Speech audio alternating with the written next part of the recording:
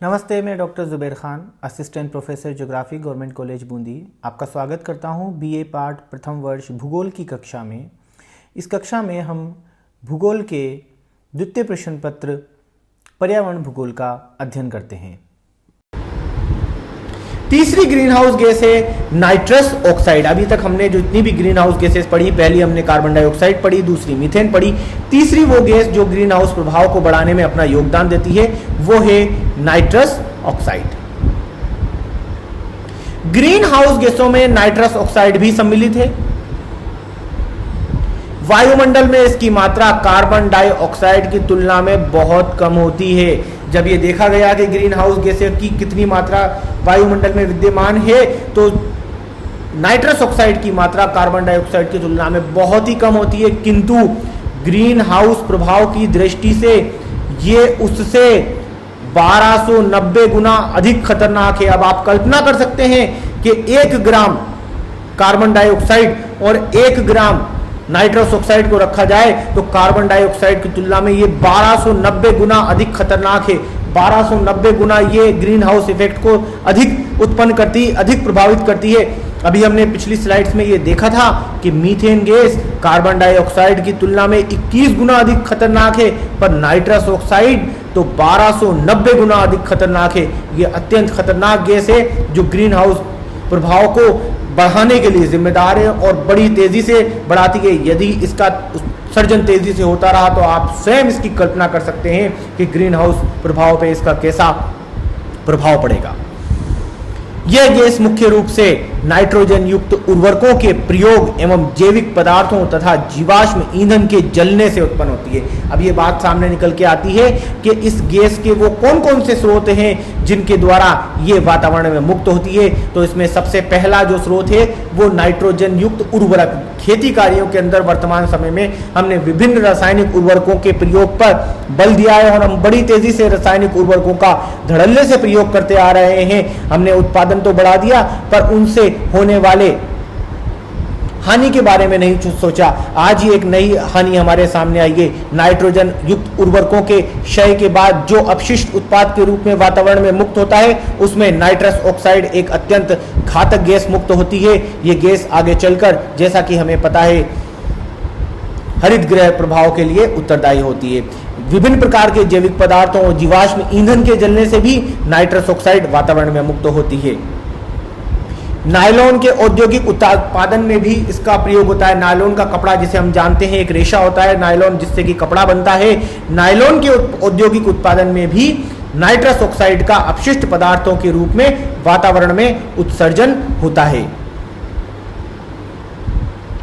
वायुमंडल में इस गैस का जीवन काल सर्वाधिक 150 वर्ष तक रहता है। अब आप ये सोच सकते हैं कि पिछली स्लाइड में जब हमने देखा था तो सभी गैसों में सबसे कम जीवन काल जो था ग्रीन हाउस गैसेस का वो था मीथेन का, पर वायुमंडल में इस गैस का जीवन काल सबसे अधिक है। नाइट्रस ऑक्साइड यदि एक बार वायुमंडल में पहुंच गई तो 150 वर्ष तक वो वायुमंडल में विद्यमान रहती है और ग्रीन हाउस प्रभाव को उत्पन्न करती रहती है, ग्रीन हाउस प्रभाव के प्रभाव को बढ़ाती रहती है। तो ये गैस एक लंबे जीवन काल को लेकर आती है। तो ये अपने आप में एक खतरे की घंटी है। वायुमंडल में इसकी मात्रा प्रतिवर्ष लगभग 25% की दर से बढ़ रही है। ये एक बहुत ही घातक तथ्य हमारे सामने निकल कर आ रहे हैं। जहाँ मीथेन गैस प्रतिवर्ष 1% की दर से बढ़ रही थी, यहाँ ये प्रतिवर्ष लगभग 25% की दर से बढ़ रही है। अब आप कल्पना कर सकते हैं इतनी तेजी से एक इतनी घातक गैस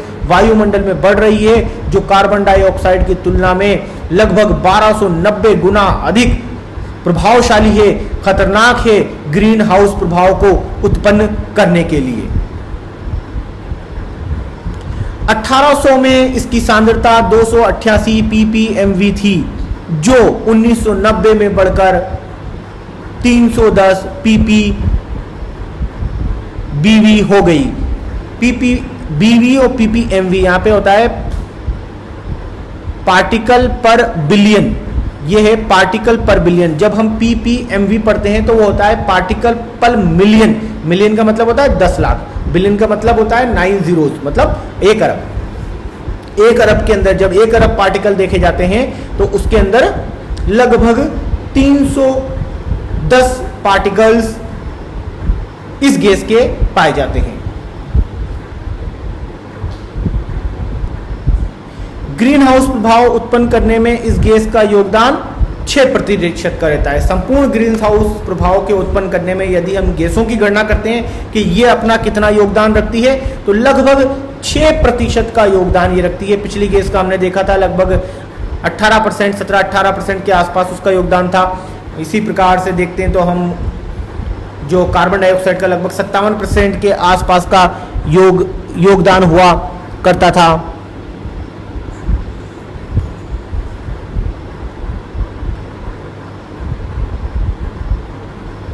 अगली जो ग्रीन हाउस गैसेस है उसमें है क्लोरोफ्लोरोकार्बन, जिसको आप CFC के नाम से जानते हैं। CFC होती है क्लोरोफ्लोरोकार्बन।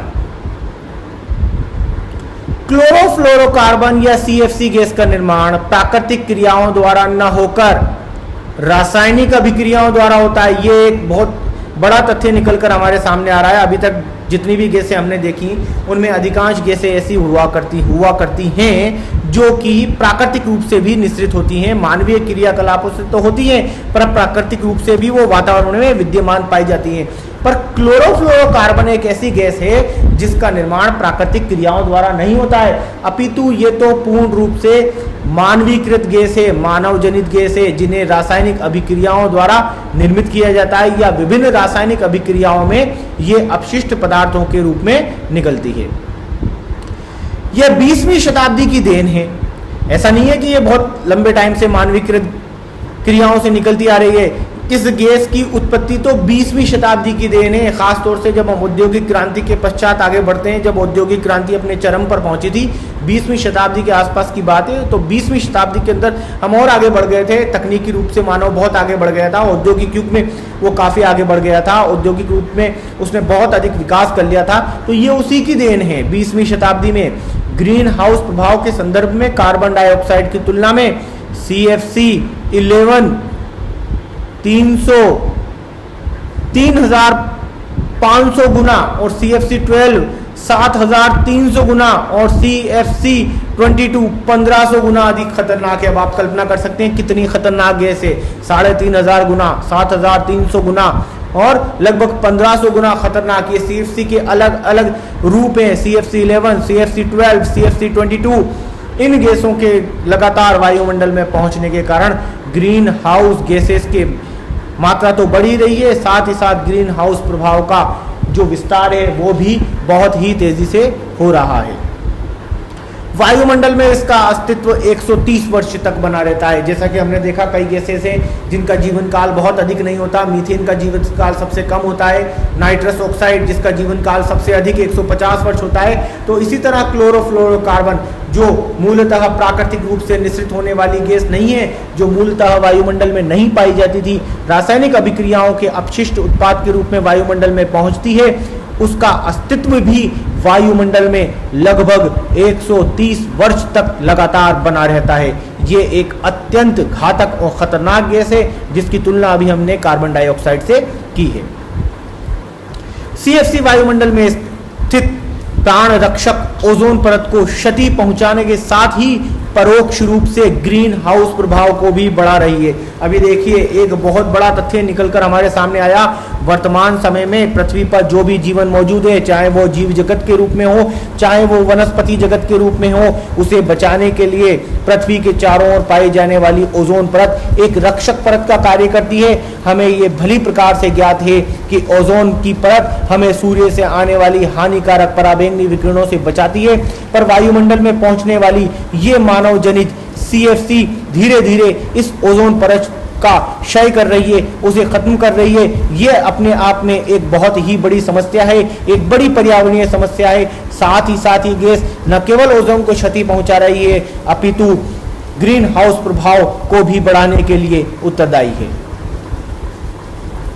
ओजोन परत के क्षरण से सूर्य से आने वाली अत्यधिक गर्म पराबैंगनी विकिरणें सीधे भूपृष्ठ पर पहुंचकर तापमान में वृद्धि कर रही है। अब दूसरी ओर क्या तथ्य निकल के सामने आते हैं? ओजोन परत जो कि अत्यधिक घातक पराबैंगनी विकिरणों को रोककर पुनः अंतरिक्ष की ओर परावर्तित कर देती है, उनको सोख लेती है।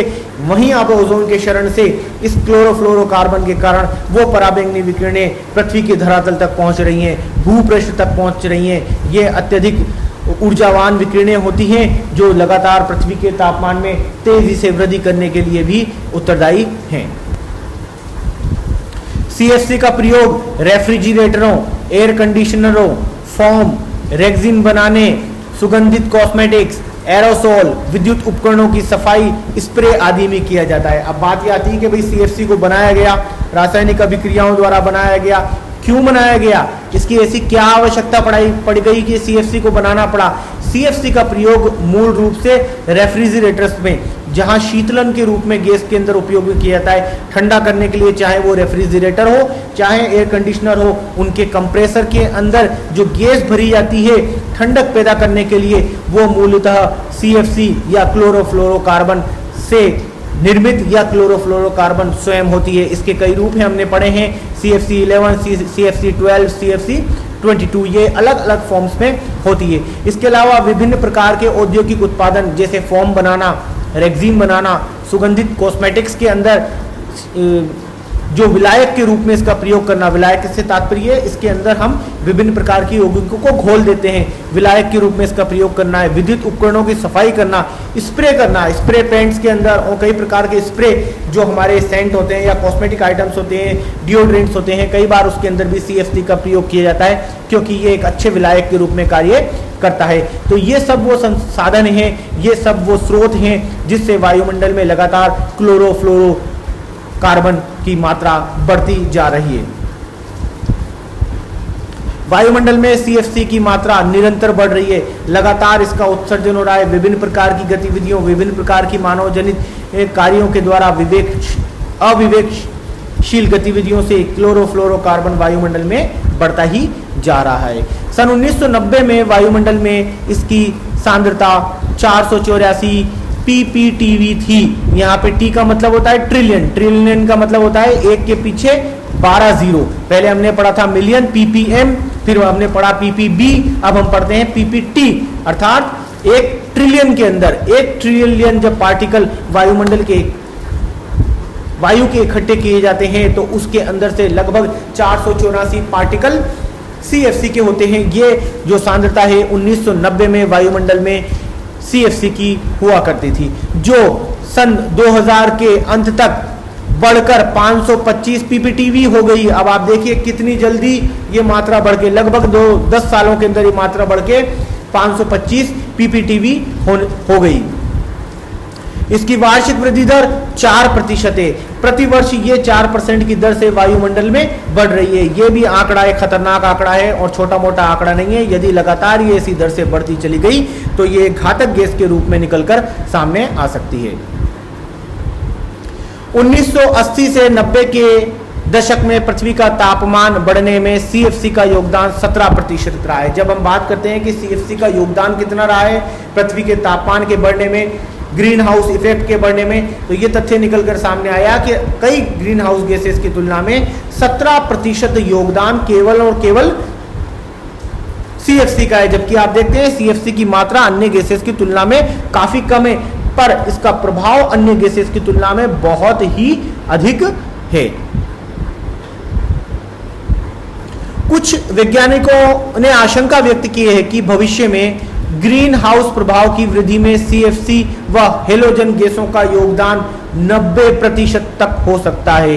ये एक बड़ा ही चौंकाने वाला और खतरनाक आंकड़ा निकलकर सामने आ रहा है। जैसे जैसे हम अपनी गतिविधियां, अविवेकशील गतिविधियों को बढ़ाते जा रहे हैं, हमारे सामने ग्रीन हाउस गैसेस का उत्सर्जन बढ़ता जा रहा है।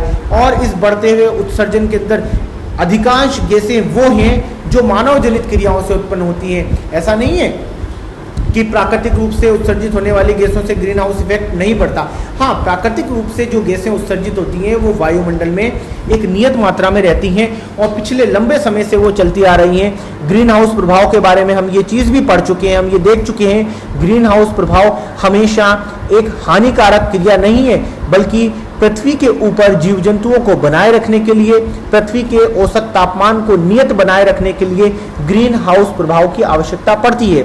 ग्रीन हाउस प्राकृतिक रूप से पृथ्वी के चारों ओर ग्रीन हाउस प्रभाव के लिए जो कांच की तरह का कार्य करती थी, ग्रीन हाउस के शीशे की तरह जो गैस कार्य करती है, वो कार्बन डाइऑक्साइड गैस कार्य करती है। पर वर्तमान समय में ये देखा गया है कि विभिन्न मानवीय गतिविधियां, विभिन्न प्रकार की औद्योगिक गतिविधियां, इन अविवेकशील कार्यों के द्वारा वायुमंडल में कई ऐसे अपशिष्ट पदार्थ, खासतौर से ग्रीन हाउस गैसेस का लगातार उत्सर्जन बढ़ता जा रहा है इन मानवीय गतिविधियों के कारण, जिससे कि ग्रीन हाउस के प्रभाव में वृद्धि हो रही है। उनमें से अब ये देखा गया है कि CFC एक बहुत ही खतरनाक यौगिक है, एक बहुत ही खतरनाक गैस है, जो ग्रीन हाउस गैस की एक प्रमुख गैसों में से है, क्योंकि ये अल्प मात्रा में होने के बावजूद भी एक बड़ी मात्रा में ग्रीन हाउस प्रभाव को उत्पन्न करने में अपना योगदान देती है। जहां ट्रिलियन के अंदर इसकी, ट्रिलियन पार्टिकल में इसकी मात्रा वायुमंडल में विद्यमान है, उसके बावजूद भी ग्रीन हाउस गैसेस को बढ़ाने में इसका योगदान लगभग 17% के आसपास बैठ रहा है। आगे भविष्य में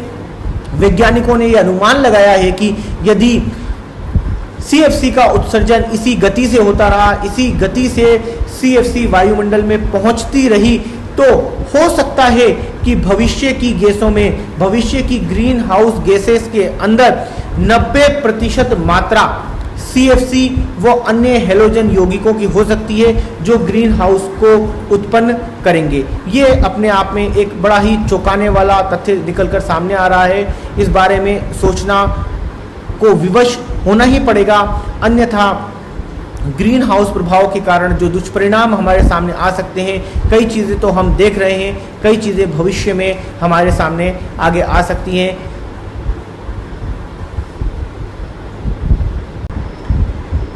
इस अध्याय के असाइनमेंट के रूप में आपको निम्नलिखित प्रश्नों के उत्तर देने हैं। पहला प्रश्न है, नाइट्रस ऑक्साइड कार्बन डाइऑक्साइड की तुलना में ग्रीन हाउस प्रभाव को उत्पन्न करने के लिए कितने गुना अधिक प्रभावशाली होती है? यह एक अति लघुतरात्मक प्रकार का प्रश्न है, जिसका उत्तर आपको अधिकतम 20 शब्दों में देना है। जैसा कि आपको पता है, नाइट्रस ऑक्साइड और कार्बन डाइऑक्साइड दोनों ही ग्रीन हाउस गैसेस हैं। यहाँ ये पूछा गया है कि नाइट्रस ऑक्साइड कार्बन डाइऑक्साइड की तुलना में ग्रीन हाउस गैस को उत्पन्न करने में कितने गुना अधिक शक्तिशाली होती है। प्रश्न संख्या 2, वायुमंडल में किस ग्रीन हाउस गैस का जीवन काल सबसे अधिक होता है? आपको यह बताना है कि वायुमंडल में विभिन्न प्रकार की ग्रीन हाउस गैसेस पाई जाती है, उन सभी गैसों में सबसे अधिक जीवन काल किस गैस का होता है, अर्थात कौन सी गैस वायुमंडल में सबसे अधिक लंबे समय तक विद्यमान रहती है। यह भी एक अति लघुतरात्मक प्रकार का प्रश्न है, जिसका उत्तर आपको 20 शब्दों के अंदर देना है। तीसरा प्रश्न, CFC का पूरा नाम क्या है? ये एक ग्रीन हाउस गैस है और आपको CFC का पूरा नाम बताना है। ये भी एक अति लघुतरात्मक प्रकार का प्रश्न है, जिसका उत्तर आपको 20 शब्दों में देना है। प्रश्न संख्या 4, CFC किस दर से प्रतिवर्ष वायुमंडल में बढ़ रही है? जैसा कि हमें पता है, वर्तमान में विभिन्न ग्रीन हाउस गैसेस की मात्रा लगातार वायुमंडल में बढ़ रही है। आपको ये बताना है कि इनमें CFC किस दर से प्रतिवर्ष वायुमंडल में बढ़ रही है। यह भी एक अति लघुतरात्मक प्रकार का प्रश्न है, जिसका उत्तर आपको अधिकतम 20 शब्दों में देना है। ये सभी अति लघुतरात्मक प्रकार के प्रश्न हैं। धन्यवाद, आपने ये वीडियो अंत तक देखा। जल्दी ही नए अध्याय के नए वीडियो के साथ हम फिर मिलेंगे।